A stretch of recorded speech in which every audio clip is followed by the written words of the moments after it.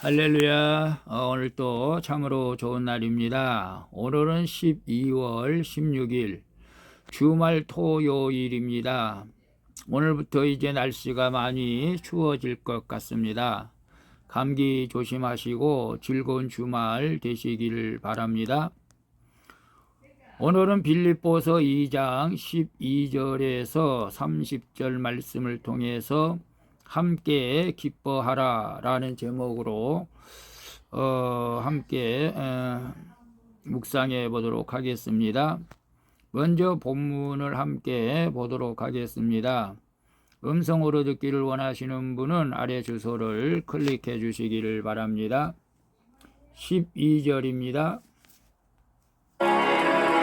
그러므로 나의 사랑하는 자들아, 너희가 나 있을 때뿐 아니라 더욱 지금 나 없을 때에도 항상 복종하여 두렵고 떨림으로 너희 구원을 이루라. 13절. 너희 안에서 행하시는 이는 하나님이시니 자기의 기쁘신 뜻을 위하여 너희에게 소원을 두고 행하게 하시나니 모든 일을 원망과 시비가 없이 하라. 이는 너희가 흠이 없고 순전하여 어그러지고 거스르는 세대 가운데서 하나님의 흠없는 자녀로 세상에서 그들 가운데 빛들로 나타내며 생명의 말씀을 밝혀 나의 다름질이 헛되지 아니하고 수고도 헛되지 아니하므로 그리스도의 날에 내가 자랑할 것이 있게 하려 함이라. 17절. 만일 너희 믿음의 재물과 섬김 위에 내가 나를 전제로 드릴지라도 나는 기뻐하고 너희 무리와 함께 기뻐하리니 이와 같이 너희도 기뻐하고 나와 함께 기뻐하라. 내가 디모데를 속히 너희에게 보내기를 주 안에서 바람은 너희의 사정을 알므로 안위를 받으려 함이니 이는 뜻을 같이하여 너희 사정을 진실히 생각할 자가 이 밖에 내게 없습니다.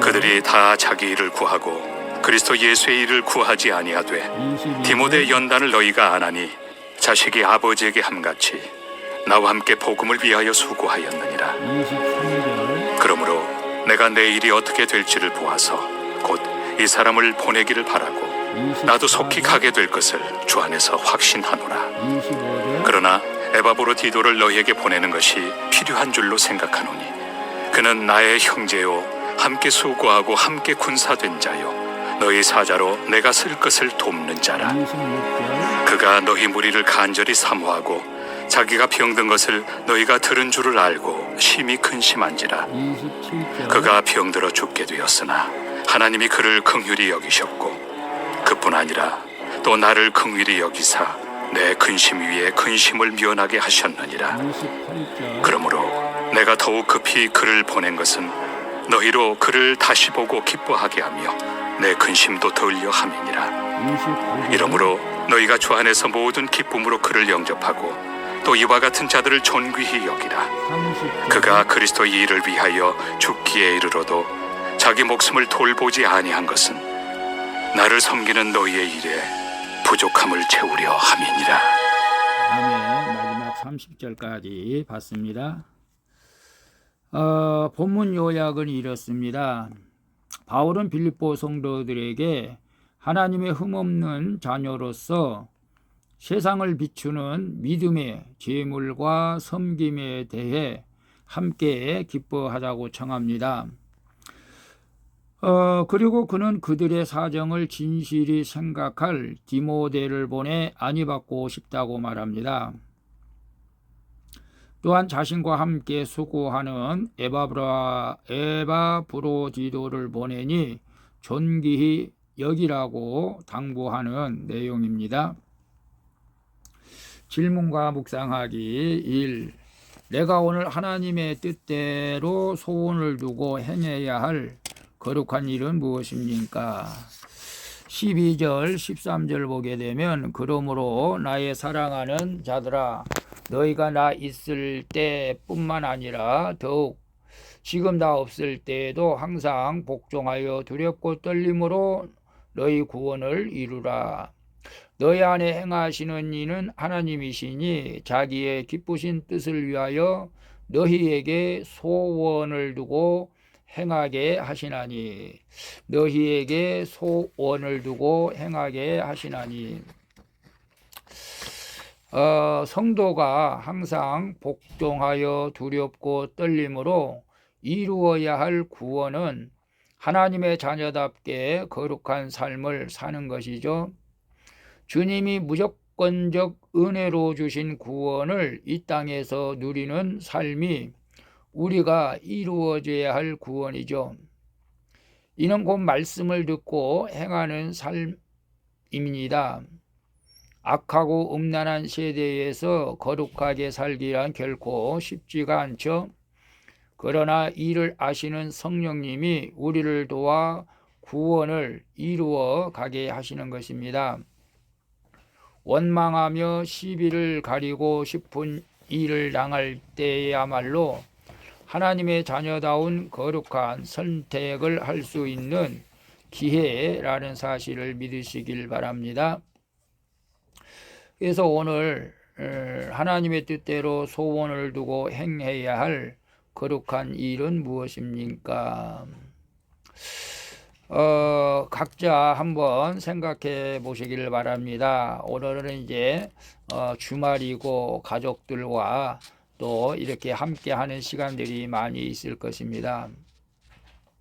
우리가 서로 원망하고 불평하고 시비를 거는 것이 아니라 오늘 또 우리가 예수 그리스도 안에서 모든 가족들과 화목하고 사랑으로 하나 되는 그런 복된 주말 될 수 있기를 바랍니다. 저희들도 저는 이제 주말이기 때문에 물론 기도하고 또 주일을 준비해야겠지만 오늘 하나님의 뜻대로 소원을 두고 행해야 할 일들은 각자가 한번 생각해 보시고 하나님의 뜻대로 그 소원을 이루어 갈 수 있기를 축복합니다.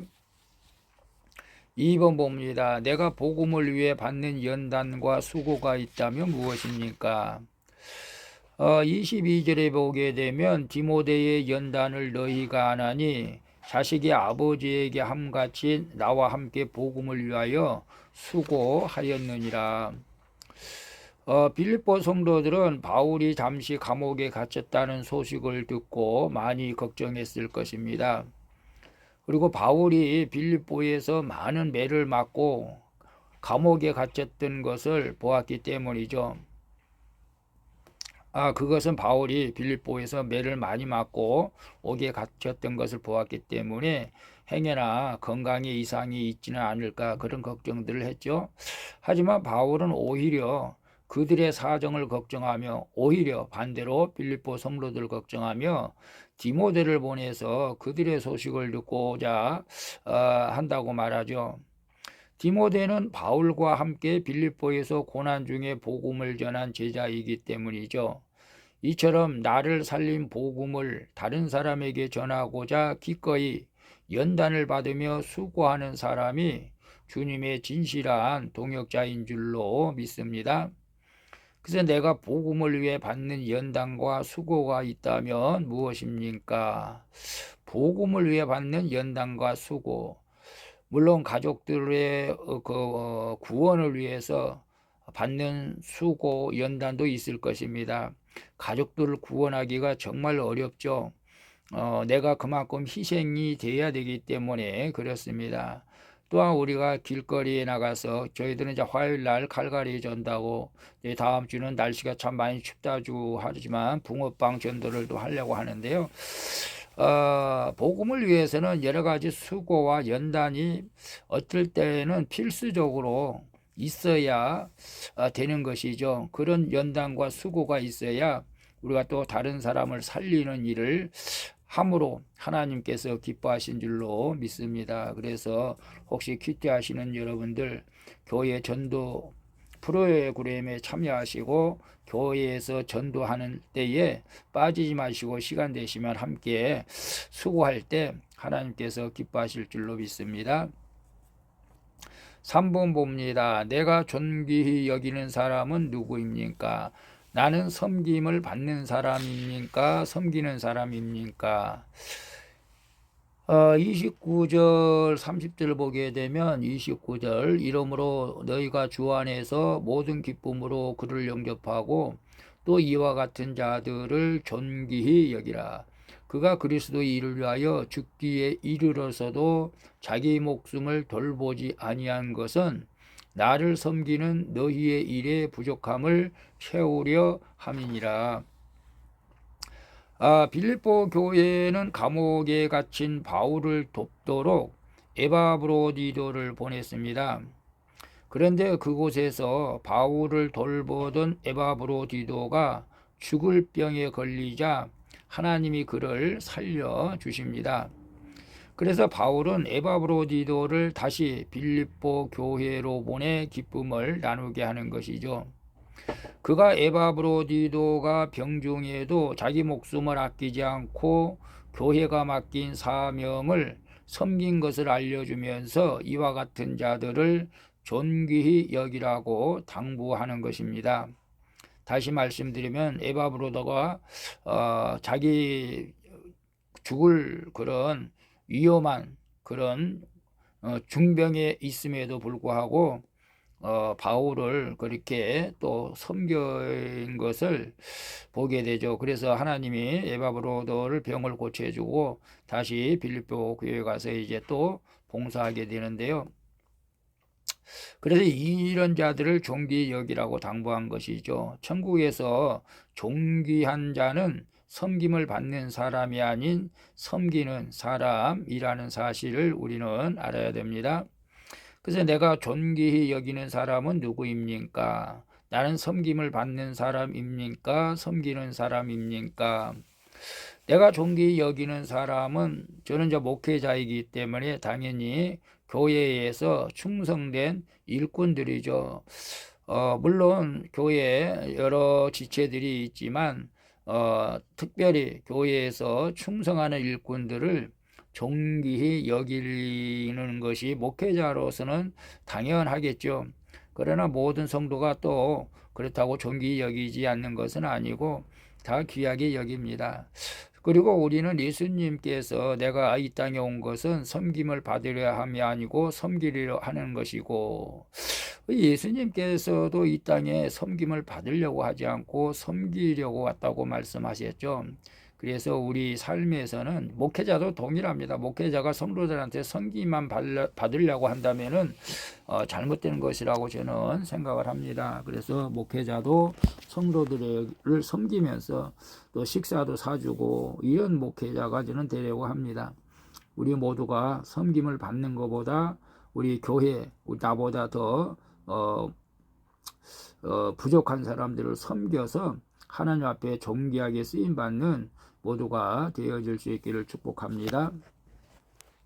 기도하겠습니다. 주님이 제게 주신 영생을 헛된 일로 소모하지 말고 주님의 자녀다운 거룩한 삶을 살게 하여 주시옵소서. 그리고 저를 살리신 주님의 복음을 위해서 연단받기를 두려워하지 말고 수고를 아끼지 않는 믿음을 주시옵소서. 이제 주의 교회를 섬기는 지체들을 존귀히 여기며 저도 구원을 위한 섬김에 동참하게 하여 주시옵소서. 날마다 주님과 함께 하기를 소망합니다. 지혜의 왕이신 예수 그리스도 이름으로 기도합니다. 아멘. 우리 찬송가 325장 예수가 함께 계시니 함께 찬양 부르고 마치도록 하겠습니다. 오늘 또 수고하셨습니다. 즐거운 주말 되시고요. 내일 날씨가 춥지만 거룩한 주일 주님 앞에 기쁨으로 나가 예배 드릴 수 있기를 축복합니다. 샬롬.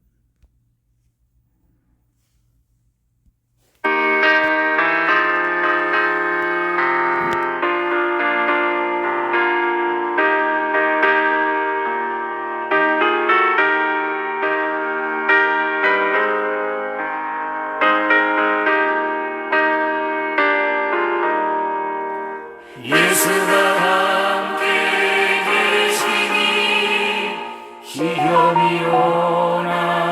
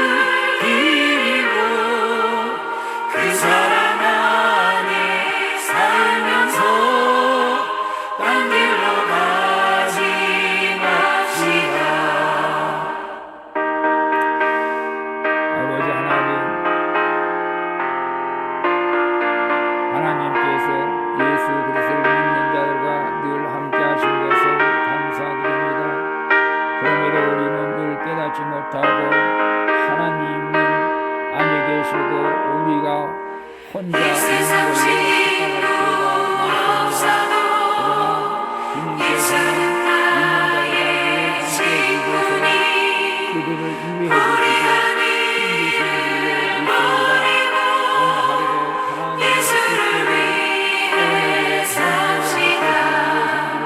그 일을 이루어가게 해주시고 내가 복음을 위해서 하늘나라의 선물을 쌓아가기 위해서 깨닫게 해주시고 이제는 내가 섬김을 받으러 나가라. 아버지 하나님 주님께서도 섬기러